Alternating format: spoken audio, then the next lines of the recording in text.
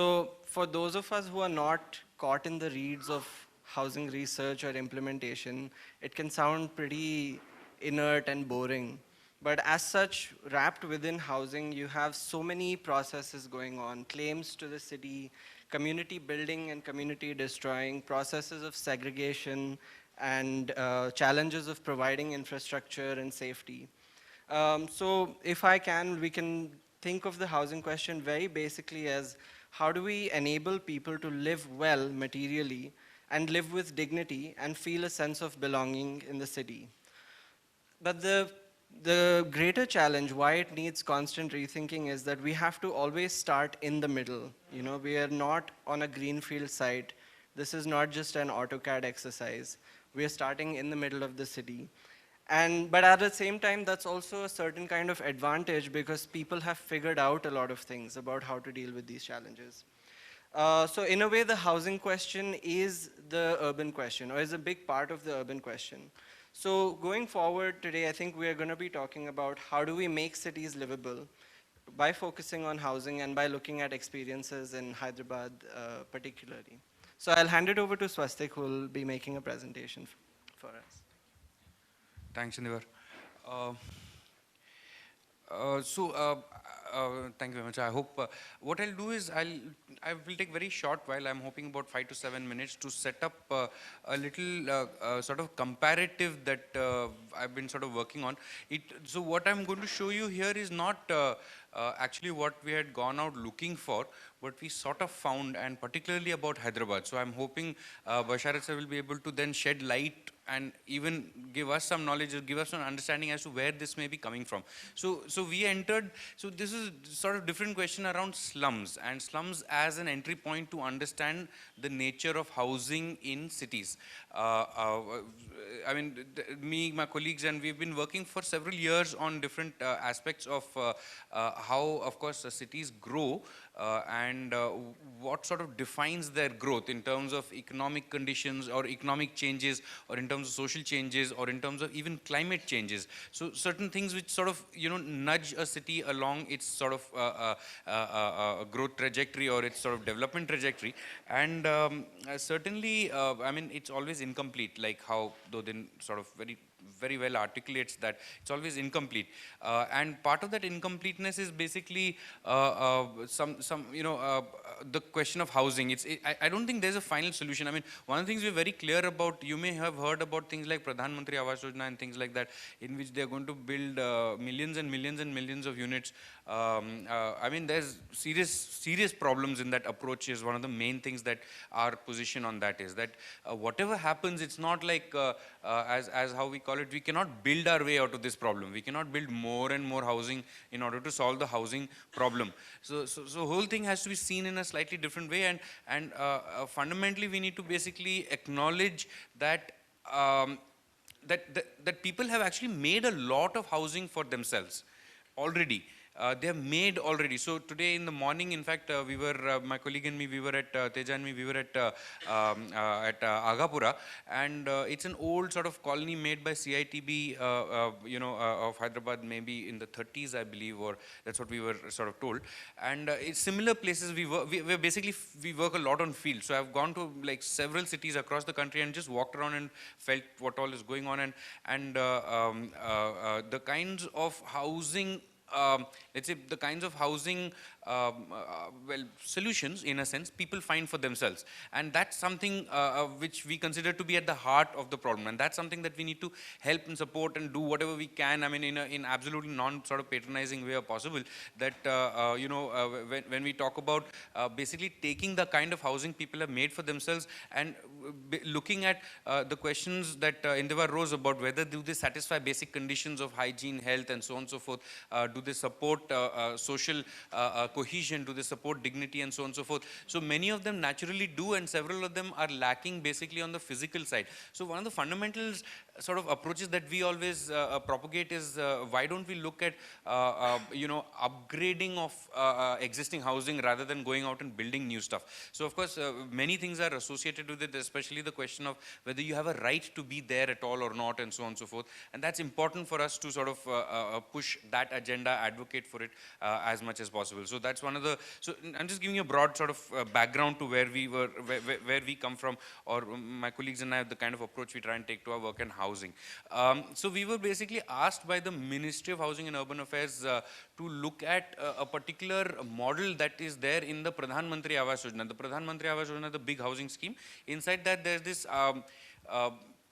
Those of you from Bombay would find it more, sort of would identify with it. It's something like an SRA, some rehabilitation program, in which basically existing slums are sort of essentially demolished, and in the same location, apartments or some kind of high-rise buildings are made on a portion of that land.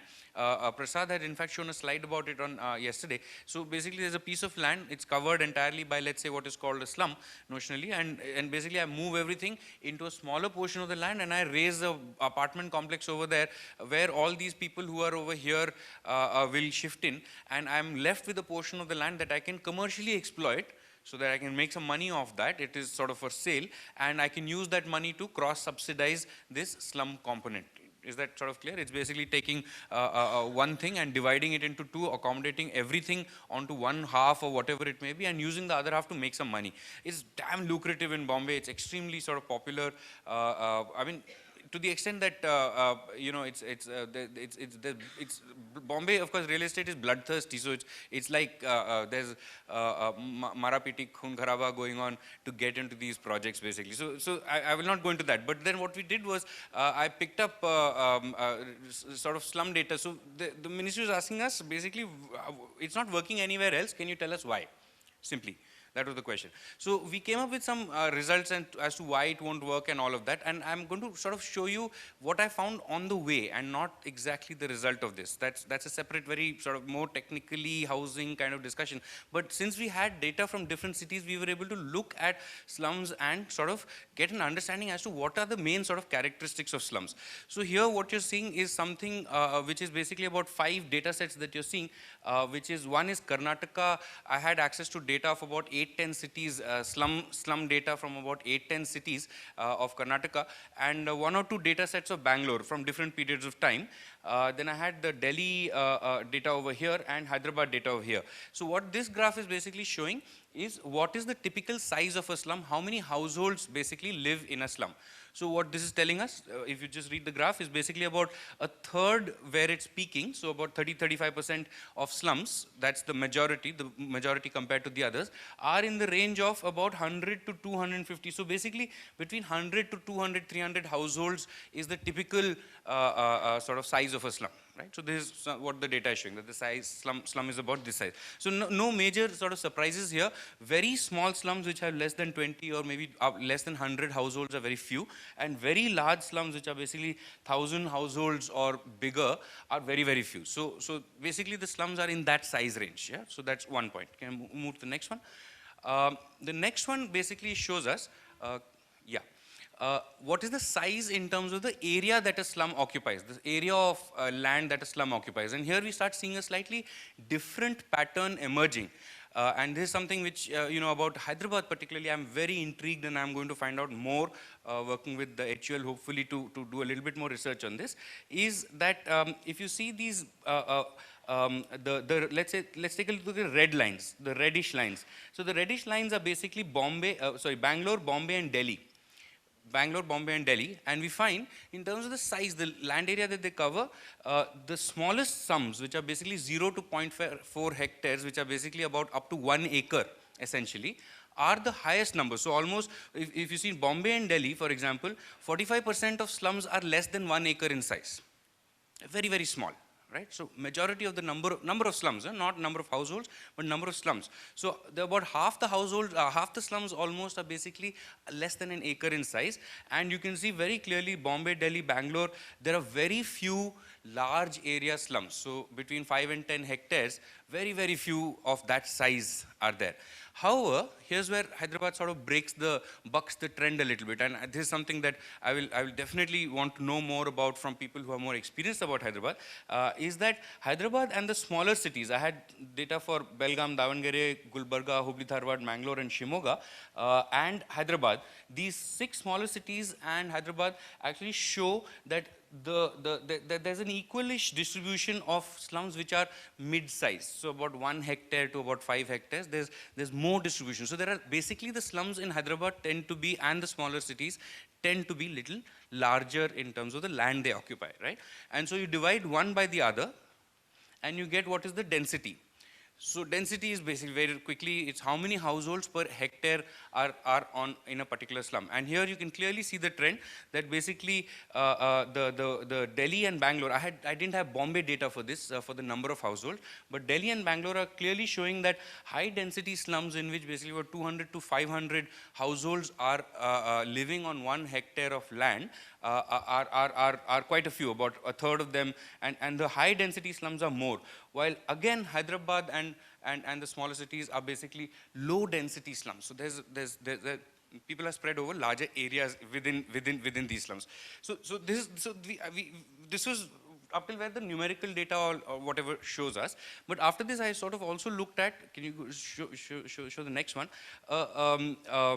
Yeah, so this is basically, since I'm an architect sort of, so we also look at how can you plan, or can you, since the question was can you redevelop, can you do anything well, can you plan it well, and so on and so forth, etc. So this was basically an understanding of how different shapes of land work. So one is to say that I have 1 hectare. Each of these shapes over here that you're seeing, all these hatched shapes, the ones with the diagonal lines, all these hatched shapes are exactly the same area, right? Is this clear?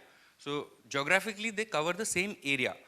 But obviously, the ones which are weird shaped, like this L, or that long shape like that, are less plannable, less buildable, because they're difficult to build on. You put the setback and you give distance between buildings and all, you follow all the bylaws and regulations, and it becomes difficult to actually build anything on that. So I came up with this idea of an index as to what shape of land is more buildable. It's just a mathematical construct. I could be wrong also about this, but we tried it out with different data sets, and I came up with this index that this is what it looks like. So go ahead. The interesting thing about this index is that the same shape in a bigger size becomes more buildable. Yeah, if you sort of think about it, it's logical that it's a small place, but it's less buildable. I mean, to accommodate a certain number of, because of the setbacks and variations in the bylaws and so on and so forth. But the bigger it gets easier for me to build something on, to plan and build something on. Those of us who are engineers, architects, planners will get this idea that you prefer to build on bigger, chunkier pieces of land. You prefer design and develop on that. So using this index, and this is all up for review and all, go to the next one. I sort of applied it to the various slum maps that I had, and this is what it looks like. So these are the big cities, notionally. One is New Delhi, that is Bangalore, this is Bombay, and this one on the top right is Hyderabad. These are just sort of snatches, little extracts of the slum map. And I'm basically, the color coding in this, what I put over here to sort of show is that things that are bigger and chunkier are greener, looking greener. So they're more buildable, more plannable in that sense. Things that are red or yellow and so on and so forth are very difficult to actually build anything on because they're too small or the shape is too weird and so on and so forth. And so here, it sort of becomes very sort of obvious that Bombay, Bangalore and Delhi have a very different character as compared to Hyderabad. And here you start seeing that Hyderabad has larger, chunkier kind of pieces of land that are notionally called slums right now, right? And if you go to the next one, you'll see I did the same thing on smaller cities, and this is what it sort of starts looking like, wherein there may be some cities where you have a few of these red colored shapes and all, but most of the smaller cities tend to have these larger, chunkier kind of. So now real estate pressures and the age of slums will sort of also explain this to you, that as and how a city grows, my ability to occupy a space within that city to sort of squat there or to sort of occupy it reduces as time goes by. Right? Because things are already filled up. So I'm only left with the margins. So the person who has come and occupied this portion of land obviously needed to work somewhere here, but only had that little strip along the railway line or that along that pipeline and so on and so forth. Right? While these are likely older sort of settlements that have come up, or maybe even older villages that are now reclassified as slums. So of course, a lot of this, so we worked on ground over here, but not after this particular study, and a lot of ground truthing is sort of required here. So I'll just close with this final slide on the next one, which is my moment of Ek Doctor Ki Maut, but can you move to the last one? Yeah, which is basically that if I sort of add it up in this landscape index that I came up with, then basically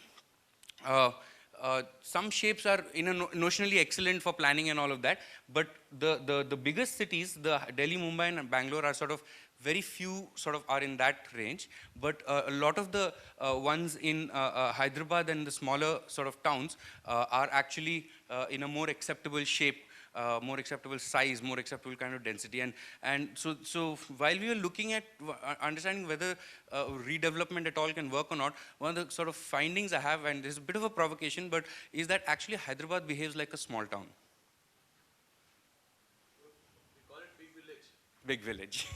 So I'll just stop here. This is some of the data work I just want to lay out as a comparison of different slum data sets from different cities of small and big size, and to just sort of see this characteristic that how it's coming out as an entry point into housing. And I'll hand over to Basharat. Hyderabad has been like why I said a big village, because leave out the new part of the area where the IT is coming. In the older Hyderabad, practically everybody knew everybody. Even though the population was 20, 25, 30 lakh, you go on any road, you will know at least half a dozen people living in different houses. You can go and meet them, sit with them, have a cup of tea, and even have a meal if possible. And any commercial road, you know at least 3, 4 shop owners with whom you can go and chat for a while and buy things from them. That is very uniqueness of Hyderabad. Though you may not live in the same locality, but you know each other very well, because Hyderabad is basically relationship-oriented people. Now, I began with this, why Hyderabad has larger area slums is, because Hyderabad had 2 unique things. Lands belonged to a lot of Nawab and Jagirs, and the land was left unoccupied for a long time. That's where in 60s and 70s, the local leaders started doing something like, they call Phukat Nagar. Phukat is something free. Phukat Nagar. So they would allow people to come and put their huts and build their hamlets, whatever, and then charge something 1,000, 2,000 rupees. Initially, they were giving it for that price. Later on, they started giving it on rent. That's how larger area, because people not able to afford. No, we should know Hyderabad has always been very low in terms of land price. Land price have been very cheap up till 2004. Up to 2004, you could buy a land for your house, even if it is 300-400 square yards, for less than 5 lakh rupees. Only after 2004, things started changing. That's why you might see a Hyderabadi would not like to live in a multi-storied building. They would love to live closer to the ground floor, first floor, no more than that. That's what you will see in the entire road. So you will not see tall buildings. Now what happened was, slowly all these areas started getting filled up and covered. And then later on, see, 2 things happened. In 1980s, Hyderabad started seeing a lot of migration from Andhra area. Up till that, not many had come, though the state was formed in 56. So the influx was very high, and slowly land started getting filled up. But still the slums were not disturbed. Now the slums and then the housing, always the middle class and upper middle class, they were complementing each other, because that's where the people would get the housemaids, drivers, and all other people from. That's why you see in uptown like Banjara Hill. Banjara Hill, every single road would have still have slums, because they were working in the houses, in the Banjara Hills, and they were making their living. Now, but recently, what has happened is, there's a lot of pressure, lands have become very expensive, and then slums almost got filled up. But still, the people were not able to build redevelop multi-storied buildings, because the title has always been an issue in Hyderabad. Hyderabad again has a bad name because of most of the lands are in litigation here. So to have a planned development, you need a land to be, title has to be clear. That is another issue that's why in that area, the development has not taken place. And then the third point is, as you have mentioned, the CIB quarters in 1930s, they have been done. Now, most of them have changed now. They are coming 3-4 story buildings. But again, you will not see many tall buildings over there. Now, slums in tall buildings, we are coming only when the state government started building these houses now. But sadly, they are building it too far from the area of work. If they stay 20-25 kilometers away, salaries are still too low. And I don't know whether they will be able to commute and make that kind of expenditure. That is another issue which we have in Hyderabad. And then the third, the next point, which is Hyderabad, I don't know how many of you are aware, we don't have any FIR restriction in Telangana. You can build as much as you want. Now you are showing that which land shape can give builder a better or higher buildable area. But the only the issue is for office buildings, fine, because ventilation is not an issue. But when it comes to apartment, ventilation has become a major issue. Then we have regulations between apartment and apartment. They say you need to have minimum 3-meter setback between 2 units. Because the ventilation you draw only from the perimeter. You cannot draw from if the block is bigger. That leads to another problem. The problem is people stopped going and taking permission, started being illegally, with very little ventilation and very little light. That's why the low-cost housing, mostly you will see dark, dingy, with no ventilation coming to that. So that's another biggest challenge we have here.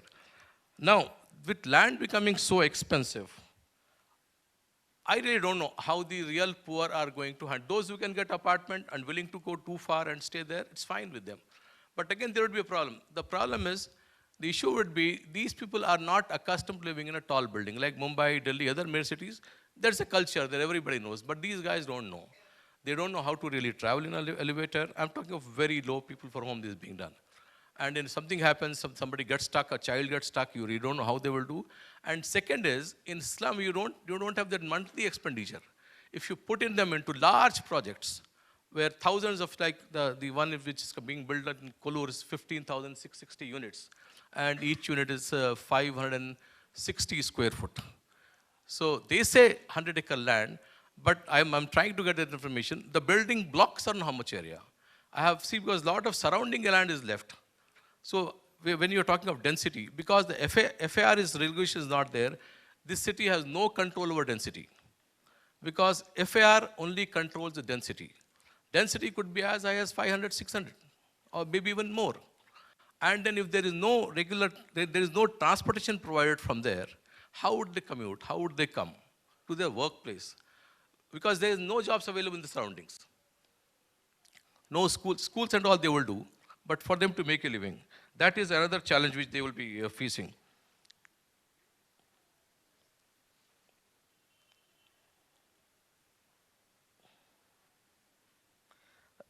Now, because of this, in past few years, the land is shrinking a lot. I really don't know what solution they would come up with. Even if they want to do the redevelopment, I said because of title of the land, because there is no owner. They are just living there. And then they don't have any papers on which they can establish ownership. And then when they want to build, the municipal bylaws again would come into play. And then local land sharks would not allow them. So that is another issue which we might be facing here.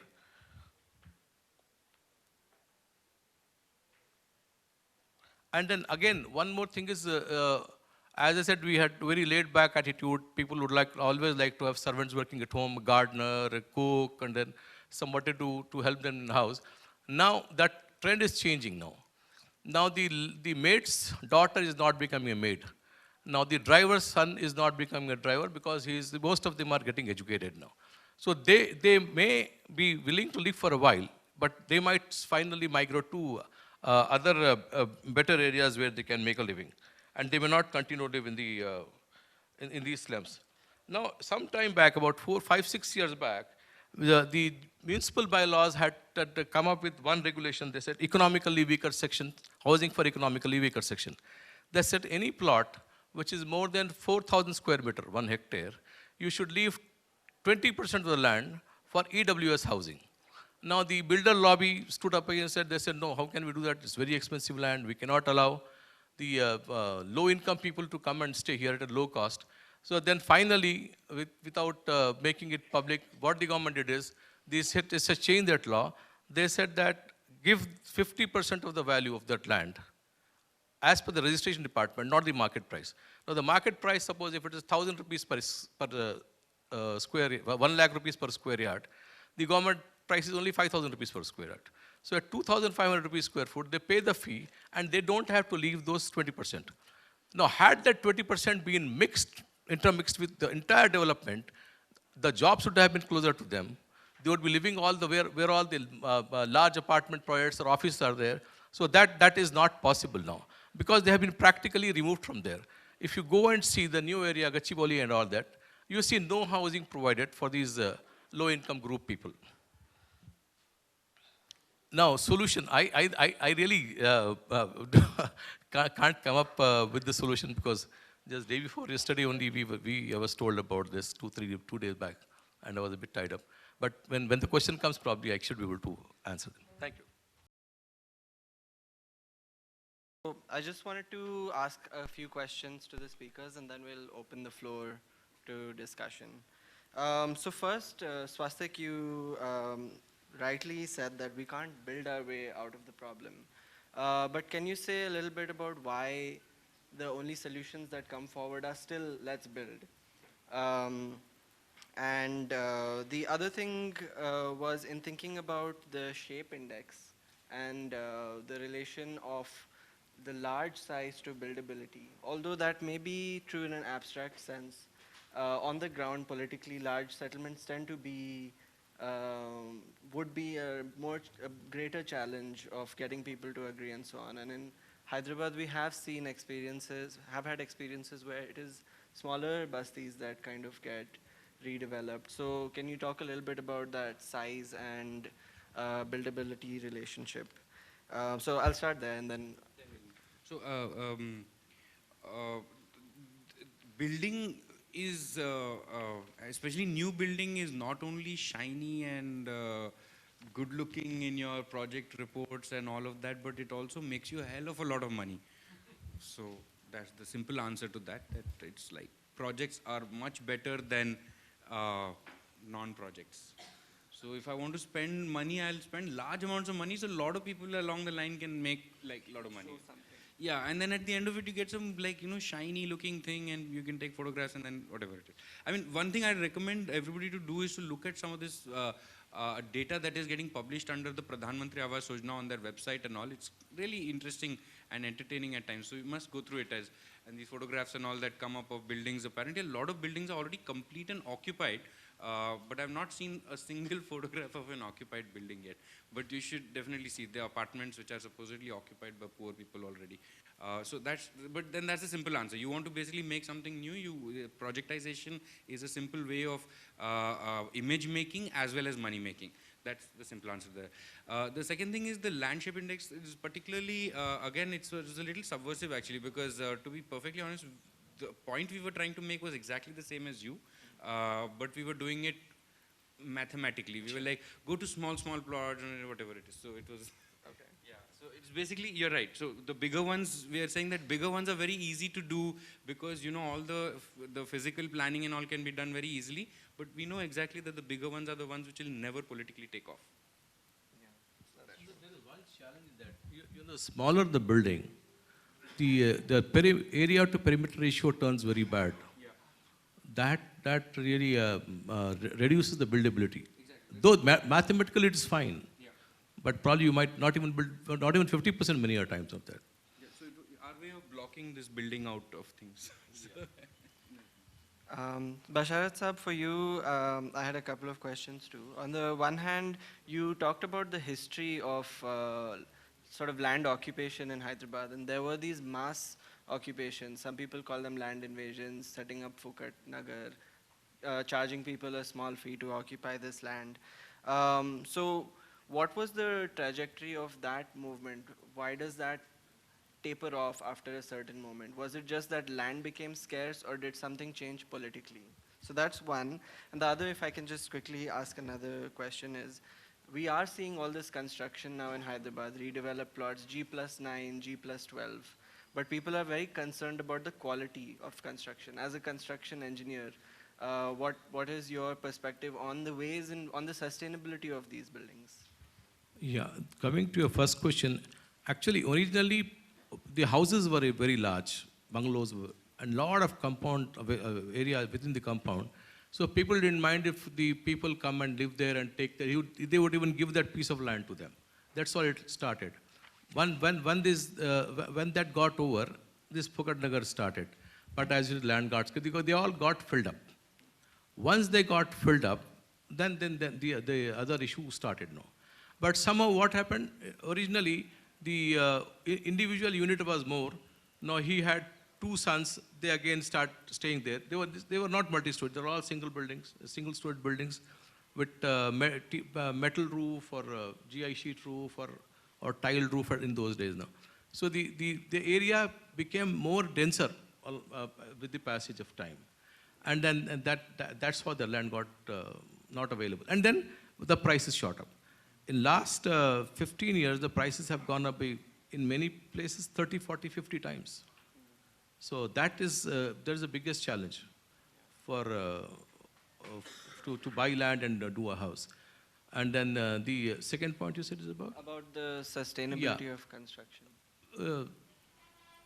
Sustainability, the quality of construction has improved considerably. Particularly this Kollur, I was looking at some of the images and all. The quality of construction is very good, but two things. The quality of life we really don't know inside. If the ventilation, light and ventilation is poor, and then the travel distances we really don't, because it's very long buildings, and the staircases, I'm sure they might have followed all the regulations which they have done. That sustainability is not an issue. Construction is fairly good now. One more question from my side, and then we'll open it to the floor. So one of the challenges that really comes up is that housing policy is blind to, in many ways, the differences between people living in slums. So one of the major fault lines that policy is blind to is the fact that there are tenants living in slums. So as you were saying, title is often unclear, ownership is often unclear, yet in many ways ownership is also very prevalent, and there are ways in which other people are excluded from ownership as tenants, etc. So how can housing policy moving forward address that question? Can we envision policy that can include these people? I can give an example rather than a high-level policy that has done this. Basically, the question of identification of people who are living in whatever it may be called a slum or whatever you call it, unauthorized colony, blah, blah, blah.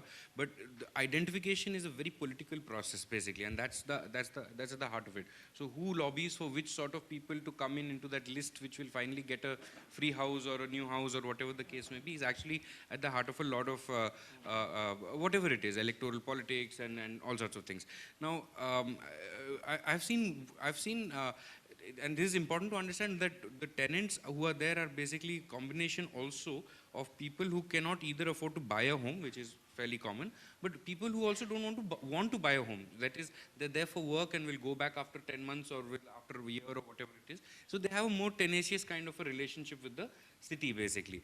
Now, there are few places that, few in the sense that I think there are few places in earlier programs and all that they tried to basically count tenants also, but it's basically like saying that I can predict up till here, these are more or less owners, then the next are like this type of tenants, then that type of tenants. It becomes really, really complex. So most people just gave up.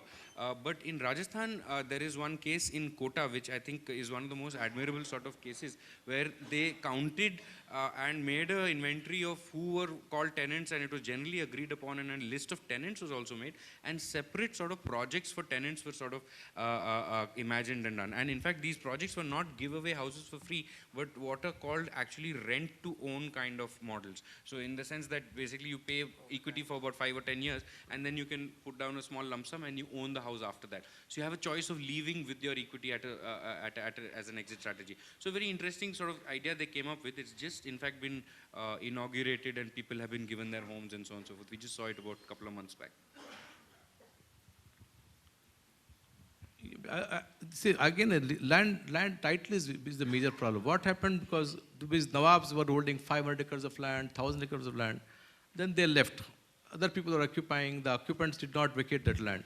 Then finally, in the middle, the government, the revenue records were completely tampered. And at 7, 8 different people became owners of the same land. Finally, government, in many instances, declared it to be government land. Now, that's why resolving that tangle is very difficult. That is the biggest, I'm told that challenge is not there anywhere else in the country. Hyderabad urban land selling was very horribly implemented. And everything has gone haywire only after urban land selling implementation was there.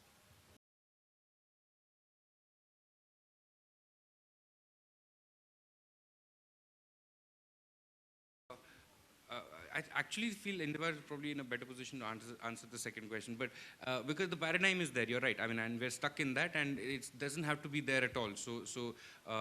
And to be perfectly sort of direct, my understanding of it is also funding agencies have come with certain kinds of blocks and models and ways of thinking and so on and so forth. So even a World Bank in the 80s were actually propagating a different model, now is propagating a different model, and now in a sense realizing the errors of it ways is going back to the original. Let's give a small piece of land, let's think of like a incremental kind of model and so on and so forth. So this is all changing all the time, and it really depends on all sorts of what sort of looks you want to achieve out of it. So that's I mean, my understanding. Indiva can also probably answer, but I'll just answer your question. So the shape index is basically a very, it's a very narrow index. It doesn't relate to the built-up area at all. That has more to do with what Basharat sir was talking about in terms of FAR and so on and so forth. So this doesn't include that. This basically coming from an there's a patch analysis of land is very rare in urban areas, though it should be much more common. But basically in ecology, in ecological sciences, in terms of planting, farming, ecological management, that's where patch analysis is done. And this is one of the places where this is one of the indices used in patch analysis for ecological change and understanding ecological change, basically. So that's all. This is a very narrow kind of a definition. I was trying to use from a different science on urban sort of question, whether it can be moderated and used or not. It's still experimental in that sense. We can take 3 more questions. So in terms of the models of 1 BHK, 2 BHK, as such, there have been pretty standard models through different periods of redevelopment. And Telangana's 2 BHK scheme is for as little as it adds, which is like 1 bedroom, and actually by shrinking this space, it's within 500 square feet. That's like the biggest innovation in a while. But in terms of how it's operationalized, it's exactly the same. And comes with all of the procedural difficulties that other schemes face. So there is a lot of need and space to think out of the box here, and we need some, which is why I was asking Swastik, why are we still stuck on this model? See, the title issue is with the state government, the government. If the government wants to resolve it, the government doesn't want to resolve it. Yeah, but ultimately, that is the biggest source of making money. The biggest source of making money is the land title these days, because the prices have gone up. And then second is no developer is doing low-cost housing. Low-cost housing is done mostly by the government only. Developers are not doing it. And then the government, I think the ticket size, the per family will spend 8 lakh rupees. That fixes up the build-up area. They back work and come out with the area, and then in that area, make the room size smaller, make the kitchen smaller, whatever you want to remove, do that. But stick to that area. I think area is where we are fixed up. And 1 bedroom might not sound nice. So say 2 bedroom. I'll not be surprised. Down the line, they might come up with 2 bedroom in 300 square foot also. I really don't know.